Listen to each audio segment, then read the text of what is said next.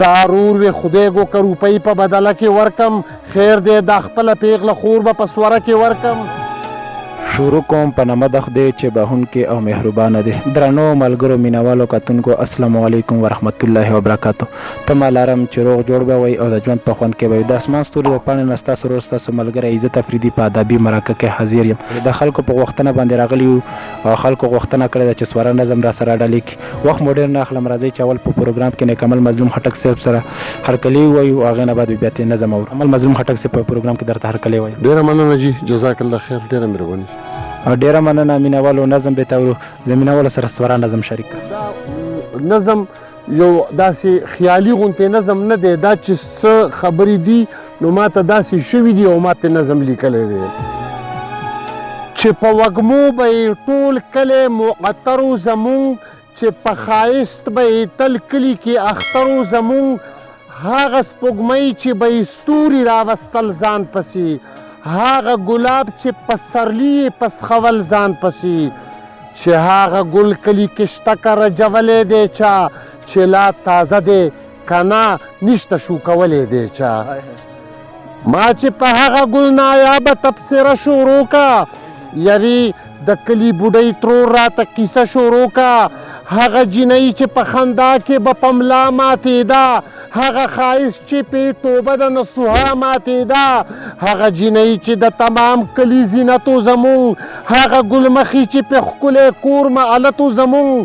هغه بدبخته بیګا تکه توره شپه کې لاړه، ضرور د جرم په سزا کې په سوره کې لاړه.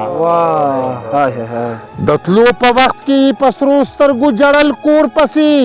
سوچ پناه نه وه په شاشایي کتل کور پسې، نه یې پوره شو د ډولۍ نه د نکریزو ارمان، نه یې د ګوټ د شپې پوره شو د ګوټیزو ارمان، ډېر په نفرت او په غضب یې په راښکلو بوتله، د خپل دشمن خاوند کوټې ته بېخوتلو بوتله. پروت په کوټه کې د شلېدلي بوڼي او کټو دلته، خدای خبر څوک په یو زړه کمبل کې پټو دلته، هغه د سور ګلاب د پاڼو نه نازکه جینۍ، د چا پیرزوشي چې د شپه وکي په ځمکه جینۍ. یو خوا د جمعې یخه شپه د بل خوا کور نوی دی، دریم دوستي په دشمنۍ کې د لا اور نوی دی، جینۍ په زړه کې قسمه قسم تدبیرونه کوي، دا سړی ویښ کم که اوده دې وي سوچونه کوي، آخر ځان کړلو زړور چې څه همت پکار دی، یا خو به هار شم یا به پار شم جرأت پکار دی، بیا یې تیرورو د خاوند په خیال کمبل پورته کا، په یره یره یې تې ډېره په چلول پورته کا، څه ګوري کټ کې د اتیاو کالو بوډا اوده دی، د دې جینۍ د پلاره مشر دی بابا اوده دی. دی ورته زر ووی بابا زما خاوند چرته دی، زه چې یم ناوي د چا ستا هغه پرزن چرته دی، دغه بابا ورته ویل کینه چې خبره دې کم، زړه خو مې غواړي چې ارتو د لوی کمره دې کم، ستا قاتل رور او زما زوی خواږه دوستانو دواړه، بیا دوی په یو جینۍ مین شو رقیبانو دواړه، د دې جینۍ په سر د دوی دواړو بدي جوړه شوه، د نفرت ګونجه د دوی دواړو په تندي جوړه شوه. ما چې واده وکړو 40 کاله بچي مې نه وو، میرات سلاتو ما څوک خپل پردي بیخي مې نه وو، اخر خدای راکړلو په ډېرو دعاګانو بچی، لکه طوطي مې په ناز لوی کو په چوریانو بچی، چې په شنو بریتو شو نو ستا ورور په ګولۍ وویشتو، د دې جینۍ په سر یې ډېر په بېرحمۍ وویشتو، بیا هم هغه جینۍ ستا ورور په ټنګ ټکور راوسته، د ډېر زورشه یې په لار زموږ د کور راوسته، زه ډېر بېوسه وم، نه شور او نه مې جنګ وکړلو، زما په ظلم د خپل کلي خلکو ننګ وکړلو، د کلي خلکو ستا د ورور سره جرګه وکړله، په دې خبره یې د قتل فیصله وکړله، یا خو سمال دولت د قتل بدله کې ورکا، یا خپل خور د مقتول پلار ته په سوره کې ورکا. ستا ورور وی خدای گو که روپۍ په بدله کې ورکم، خیر دی دا خپله پیغله خور به په سوره کې ورکم، کیدای شي ما ورته معاف کړی وی د مړي روپۍ، لیکن ستا ورور وی له عزته غوره کړي روپۍ. سوال د رواج دی که زه هر څو ناپسند یم ستا، خو ته سوره کې زما ناوي زه خاوند یم ستا ډېر ښه سوال د رواج دی که زه هر څو ناپسند یم ستا خو ته سوره کې زما ناوي زه خاوند یم ستا بیا دی جینۍ وي په سر سترګو د جرګو فیصله زه به تر مرګه یاد ساتم د پښتنو فیصله د دې دوی همیشه د زړه ټوکړې په پردي کور زړوي په فیصلو کې تل د رور بدل کې خور جوړوي منم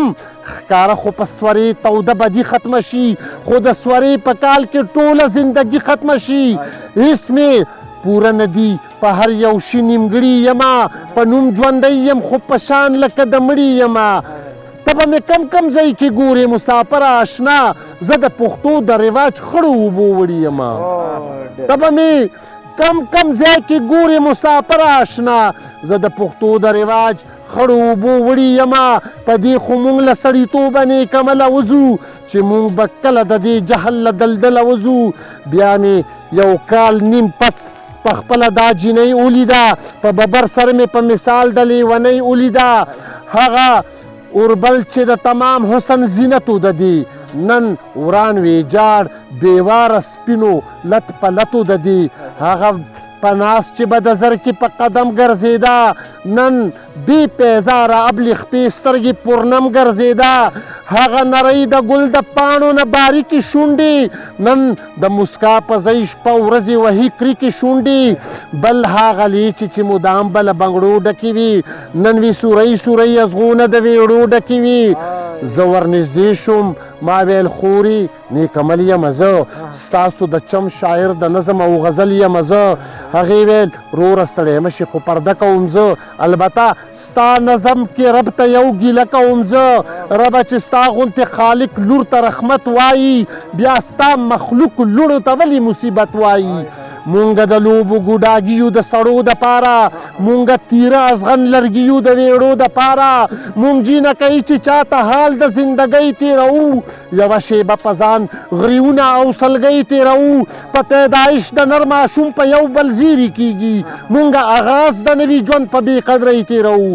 مونږ په خپل حکم خپل سر هم ګرولی نشو ژوند د خاوند په کور د خواښې په مرضۍ تیروو مونږ تمامه ورځ ځان مړ کړو په کارونو د کور ماښام پنځه کنځلې خورو چې یو نوړی تیروو جاړو مونږ تل په مستقبل کې د ماضي په ارمان کم ماشومتوب چې د مور پلار سره یو ځای تیروو مونږ ته د ساه د اخیستلو اختیار هم نشته دی په خپل وطن کې د قدغن مسافرۍ تیروو ته چې واپس کلي ته لاړ شي نیکمل خټکه د کلي لارې که زما دپاره ښکل خټکه یو خو مې ورور ته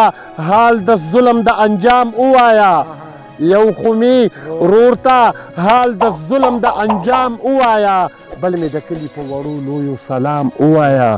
بل مې د کلي په وړو لویو سلام ووایه تاسې توجه ډېره مننه